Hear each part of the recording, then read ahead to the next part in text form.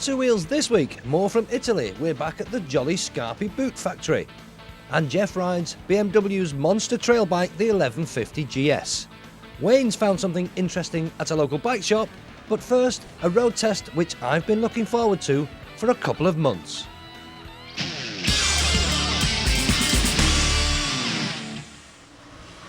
Take Yamaha's R1, widely regarded as the world's top sports bike.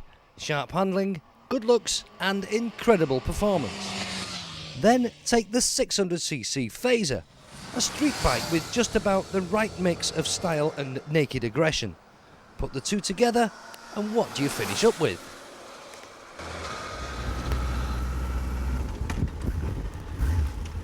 Well, you finish up with this, Yamaha's new FZS 1000cc Fazer. It's a machine with all the looks of a street bike with this half fairing and these high handlebars, but it's got all the power of an R1 and it's fantastic.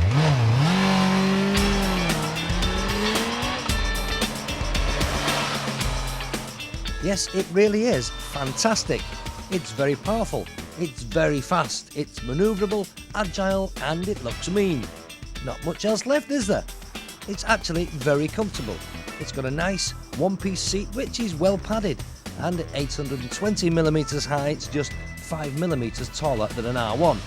Add to that nicely positioned bars, perfect for wheelies, and they're high and they're wide enough to allow many hours in the saddle.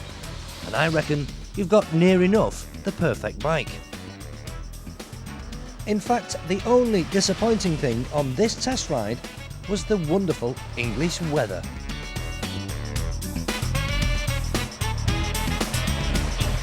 Well, we're in Britain, aren't we? We're riding in Britain. So guess what? It's raining again. So I've had to come inside to the garage and I must get this roof fixed. It keeps dripping down my neck, but that's another story. Let me tell you all about this Fazer. It's a Fazer, yeah, but it's not just a Fazer with an R1 engine stuck in it. No, no, no, don't think that. That wouldn't work. It'd probably blow up, it'd go bang and probably kill everybody that tried to ride it. So they've made a few changes, a few engineering changes. So if you just look down here at the frame, different frame to an R1 of course, look at the size of this. It's a double cradle style frame, sort of old-fashioned if you like, traditional style frame. But look at this, massive, huge, big tubes there, 48mm they are, as big as anything I've ever seen and big and beefy by anyone's standards. And of course in the hole there sits this, the R1 engine. Physically it's the same as an R1 engine, but it's slightly different in the way it develops its power.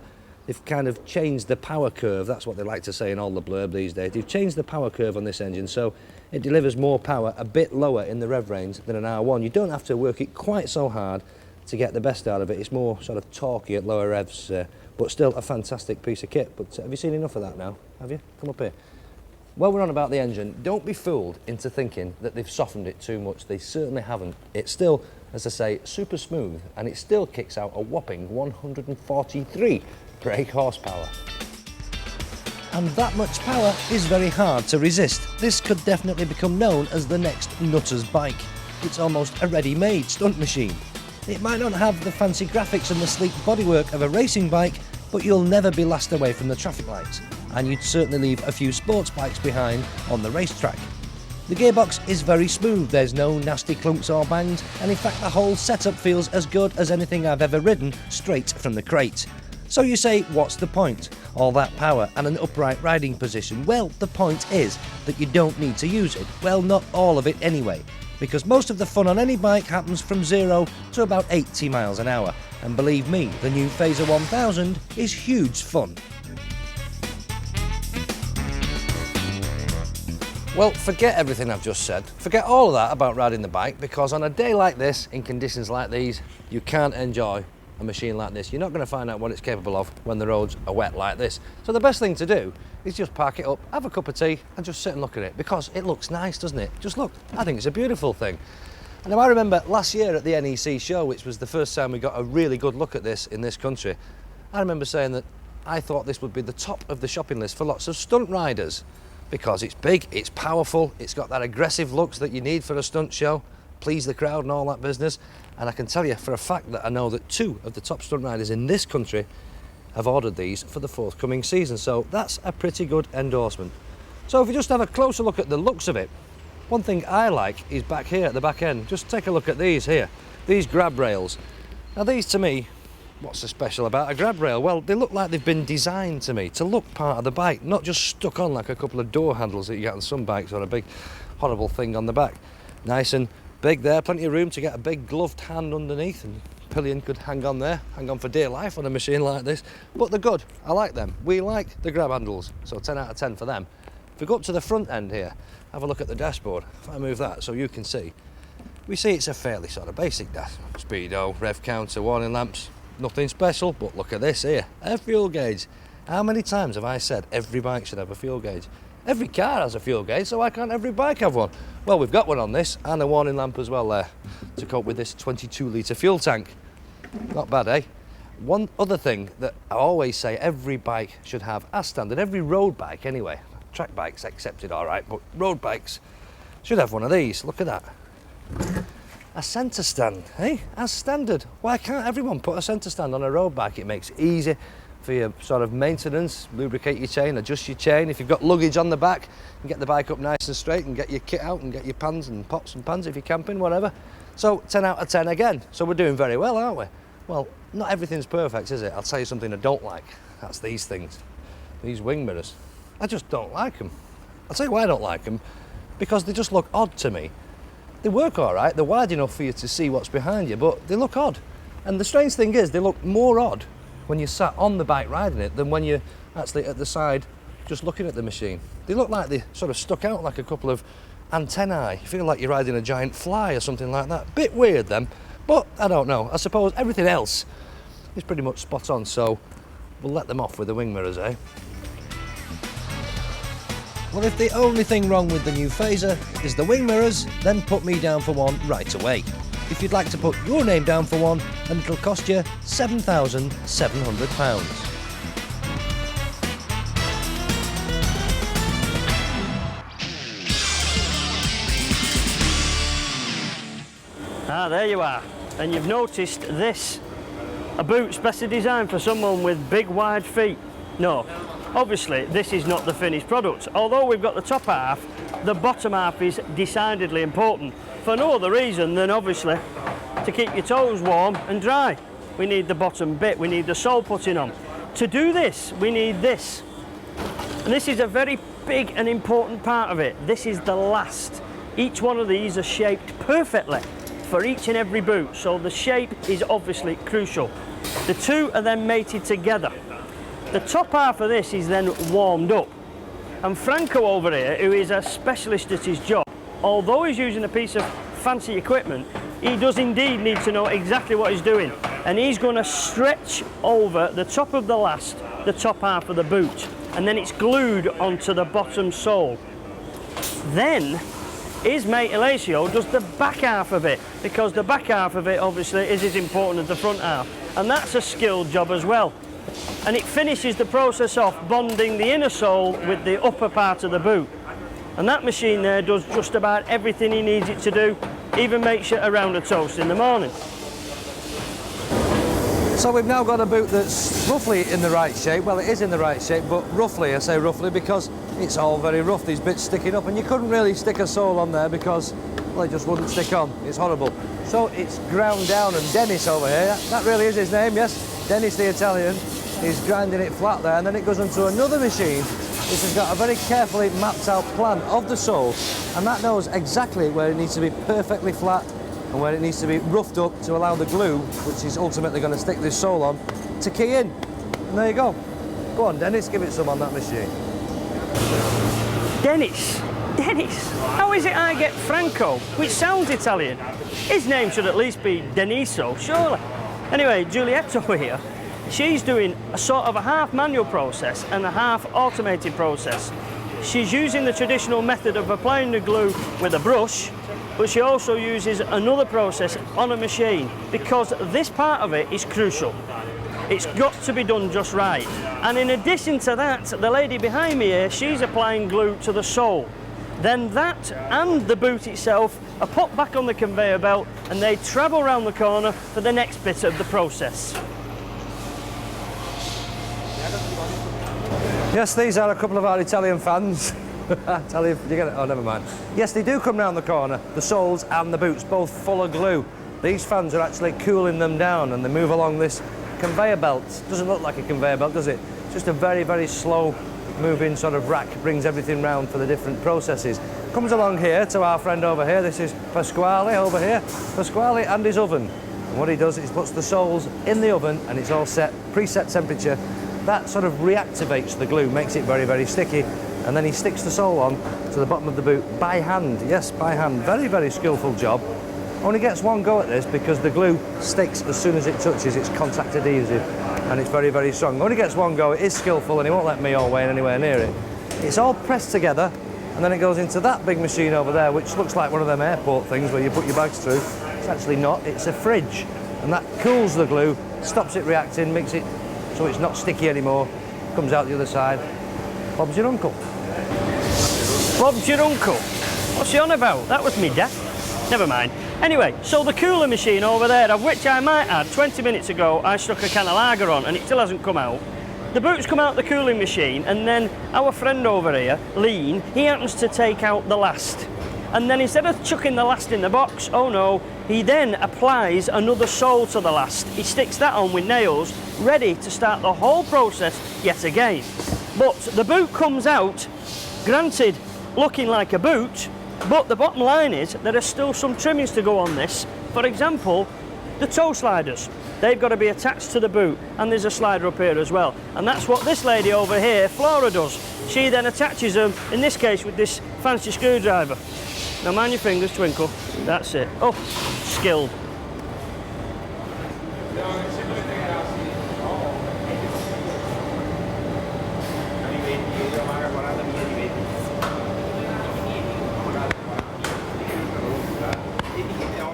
So that's just about it. We started off here in this section, as you remember, with something like that. Boot for someone with a very wide foot. And we finish up with a nice pair of boots like this, with all the tags on, all the toe sliders, the sole and everything all stuck together, looking very smart. Bit of quality control here now. I'm going to get in the way here if I'm not very careful. They get buffed up, the labels get put on, all the packaging gets put in, and they finish up in the box. And that's it. The boxed pairs, stacks of them. And would you believe at the beginning of the day, 0 pairs produced, and at the end of the day, near on 400 or 500 pairs can be produced in this factory alone. That's amazing, isn't it? And of course, they then go all over the world. Now, the thing is, there's that many pairs, I'm sure they wouldn't miss the odd pair or two. Now, this is my size, but I'm not honestly sure what size Paul is. Anyway, who gives a hoot? Let him get his own. I'm going for a ride on a gondola. Well, let's hope he's remembered his rubber ring. And after the break, Jeff rides BMW's 1150 GS. Wonderful things, motorbikes, aren't they? You know that. But I'll tell you what, at the moment, the biggest growth sector in the market is not scooters, it's big traileys. And they don't come much bigger than this one, BMW's monster R1150 GS. Just look at the size of it. Yes, sales of trailers are up 51% this year already, and Paul really rated the big Beamer when he tested the old 1100 version. In fact, he beamed all over his face whenever he rode it. They're big, they're mad, but I'll tell you what, they're not at all bad. The engine absolutely dominates this bike, and it's now up 45cc on that older one. But just look at this, it's enormous. And in fact, the other interesting thing is there's no frame on the big Beamer. In fact, the front suspension is mounted straight off the engine block on this telelever front end. You're probably all used to this telelever, but I happen to think it's really good. It's a car-like wishbone suspension, 8 inches of travel on the front forks, but all very clever. The rear suspension as well, that's hung off the gearbox at the back here. Shaft drive, of course, BMW, with their paralever suspension. The paralever actually stops the rear rising when you whack open the throttle, and it works too. It's very clever. It's got a 6-speed gearbox now, but more on that later. Smaller riders will have to climb aboard because, like all big trailers, its seat height is way above mere mortals like the 1200 Bandit or Honda's VFR. But underway, you can forget all that because this giant of a bike is an absolute hoot. Its big motor thrums away and you can just take great handfuls of throttle from anything above 2000 revs and it just picks up and flies. It's not just the go department that's impressive either. The handling too is amazing. Its weight distribution is absolutely spot on. So unlike some trailers, it feels well connected with the tarmac. In fact, sitting so upright makes you feel totally in command. But is that any surprise? Just look at it, sitting up here, you do feel totally in command. I mean, I'm 6'2", and so this might look a small bike, but believe me, it isn't. You're up here. Now, the styling wise, some people hate the thing, but like it or loathe it, you just can't ignore it. It's sort of biking's version as a four-wheel pickup truck, something like a JCB with this yellow colour. Up the front, you've got this Captain Beaky front end. It's not really the guard, it's a sort of a guard over the guard, because the real mud guard goes tightly over the front wheel, which is a 19-incher, by the way, for good steering. Up here on the dash, a change over the previous one, you've got this little screen here, which is in fact adjustable. It's not adjustable on the move, but you'd actually slacken off the screws there and just get it to suit you. It's quite effective for what it is, but you can deflect it back or have it more upright. The dashboard's quite clever. Rev counter and speedo, which are analogue, but in here you've got a very, very fancy digital display. You get the oil or engine temperature in there, oil and engine temperature, fuel gauge, clock in there, and also a digital gear indicator, which is really useful because this one's got an extra gear. That extra one I told you about, 6 speeds, but the top one is called E for economy perhaps, but it is an overdrive gear, so that's all displayed there. Also displayed, all these flashing lights flashing at me there, ABS. That's because it's got switchable ABS. ABS is on normal. If you want to knock it off, you just press this little button here. But the ABS is very good. It really does work. So there is the captain's eye view. Now this one's also got the optional heated grips, 2-position, warm and very hot, and by golly, they really do work. And it's also got BMW's famous indicator switchgear, which can end up confusing you when you first get on it, because there's a right button for right, left for left, which is fine. But then the cancelling is all on the right-hand bar. And when you're just getting on the bike, you're used to doing the indicators on the left, it does confuse you at first. But you do get used to it at the end of the day. Beneath me, of course, I've got this absolutely enormous tank, 22 litres, but looking from the top here, it's massive. And it is comfortable too. It weighs 290 kilos, but it doesn't feel it on the move. And it's no surprise that adventurers use these for long distance work. And now with a 6-speed gearbox, you've even got that overdrive. Whip it up to speed through the first 5 ratios and then drop it into 6 and watch the world go by. It'll take you up beyond 110 if you want to, but that's missing the point. So what is the point? Well, it is a big dual-purpose bike. They are incredibly popular because you get the best of both worlds. I'm not going to be taking this one off-road in this sort of weather, far too muddy for me. But nevertheless, it's got that capability. It's also a big, beefy butch bike, so you feel as though you're on a bike that's a real motorbike. And there's something else about it. Sitting up the way you do, you're not going to speed a lot. Well, perhaps just a little tad, but you're not going to go way over the limit. So in that way, you're going to save some points. So come to think of it, perhaps that's what it's all about. The point is, you're going to save points on your licence.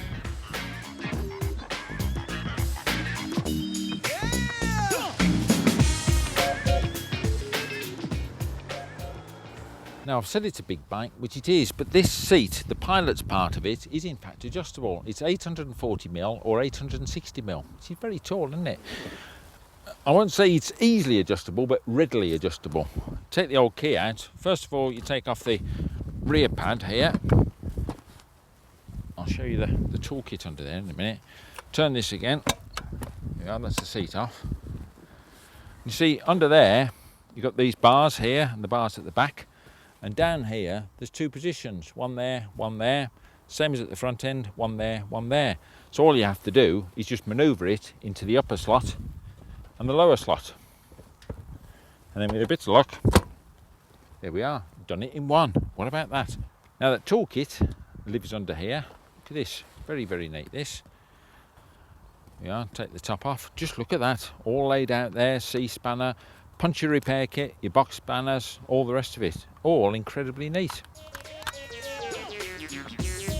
The big Beamer comes in mandarin yellow, black or silver, and even a very nice 2-tone blue and silver. And it will set you back 7,600 on the road. ABS will cost you an extra $650, handguards will cost you an extra $30, and the heated grips $175. Oh, and by the way, that gearbox I told you about, you can actually get a close ratio 6-speed gearbox now at no extra cost. Add some panniers and a sense of adventure, and the world's your oyster. What a perler, eh?